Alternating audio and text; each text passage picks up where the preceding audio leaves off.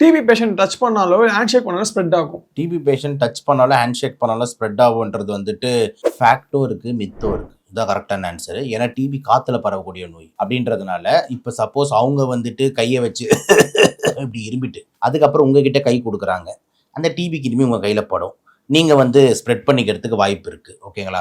So அது காற்று மூலியமாக பரவுறதுன்றதுனால இரும்பல் மூலியம் பரவாயில்ல. ஸோ எவ்வளோ க்ளோஸ் கான்டாக்ட்ஸாக வரமோ, கை கொடுக்குறோம் கட்டி பிடிக்கிறோம் போது அவங்க ஒரு இரும்பல் பண்ணால் கூட போதும் பரவும். அதனால் இதை நம்ம வந்து பார்த்தீங்கன்னா மித்துன்னு எடுத்துக்க முடியாது, ஓரளவுக்கு ஃபேக்ட் இருக்குன்னு தான் எடுத்துக்க முடியும். டிபி ஒன்ஸ் வந்துடுச்சு, கியூர் பண்ணிட்டாங்க, மறுபடியும் வராது. இது வந்து டோட்டலாக வந்து மித்து. ஏன்னா ஒரிஜினல் ஃபேக்ட் என்னன்னா டிபி எப்போ வேணால் யாருக்கு வேணால் திருப்பியும் வரலாம். எனக்கு இன்னைக்கு டிபி வந்துருச்சு, நான் சரி பண்ணிட்டு இதுக்கப்புறம் வரவே வராதுன்னா அப்படிலாம் கிடையாது. எப்பப்பெல்லாம் நம்ம எதிர்ப்பு சக்தி குறையுதோ அப்போதெல்லாம் டிபி திருப்பி உங்களை தேடி வரும். அதனால எதிர்ப்பு சக்தி குறையாம பார்த்துக்கோங்கன்றது தான் நம்மளோட பாயிண்ட். நிமோனியா வந்து வேற வின்டர் சீசன்ல மட்டும் தான் வரும். இதுவும் வந்து பார்த்தீங்கன்னா மித்து தான். ஓகே, ஒரிஜினல் ஃபேக்ட் என்னன்னா வந்து நிமோனியா எடி சீசன்ஸ்ல வரலாம். ஓகே, ஏன்னா அது ஒரு கிருமி, இது ஒரு பாக்டீரியா, காஸ்பே ஸ்ட்ரெப்டோகாக்கஸ் நிமோனியா.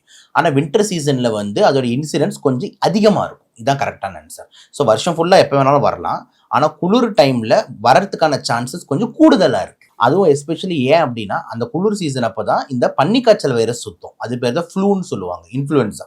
இந்த ஃப்ளூ வைரஸ் பன்னிக்காய்ச்சல் வைரஸ் சுத்தம் போது கூடவே இந்த நிமோனியா பாக்டீரியாவும் உள்ளே வந்துடும். ஸோ ஃப்ளூ வித் பாக்டீரியான்றது ஒரு ஹஸ்பண்ட் ஒய்ஃப் காம்போ மாதிரி.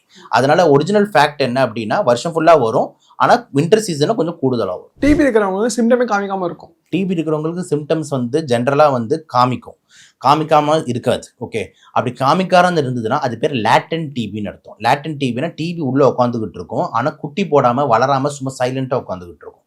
ஒரு என்னைக்கு உங்கள் எதிர்ப்பு சக்தி குறையுதோ அன்னைக்கு இது குட்டி போட ஆரம்பிக்கும். அப்போ அது ஆக்டிவ் டிபியாக மாறும். ஸோ ஆக்டிவ் டிபி அப்படின்னு குட்டி போட்டு டிபி தான் நம்ம கன்சிடர் அஸ் டிசீஸ். சும்மா உள்ளே உட்காந்துட்டு இருக்கு அப்படின்னா அது டிசீஸ் கிடையாது. ஓகே, ஸோ ஆக்டிவ் டிபியாக மாறுதுன்னா கண்டிப்பாக அறிகுறி இருக்கும், ஜுரம் இருக்கும், இரும்பல் சளி இருக்கும். இந்த நான் சொன்ன அந்த அறிகுறிகள் வெயிட் குறையிறது, பசி எடுக்காமல் இருக்கிறது, ரத்தம் வர்றது, இதெல்லாம் உருவாகும். அப்படி உருவாகலைன்னா சிம்டம்ஸே இல்லைன்னா ஒரு பேஷண்ட்டே தேவையில்லாம டாக்டர்கிட்ட வர போகிறாரு.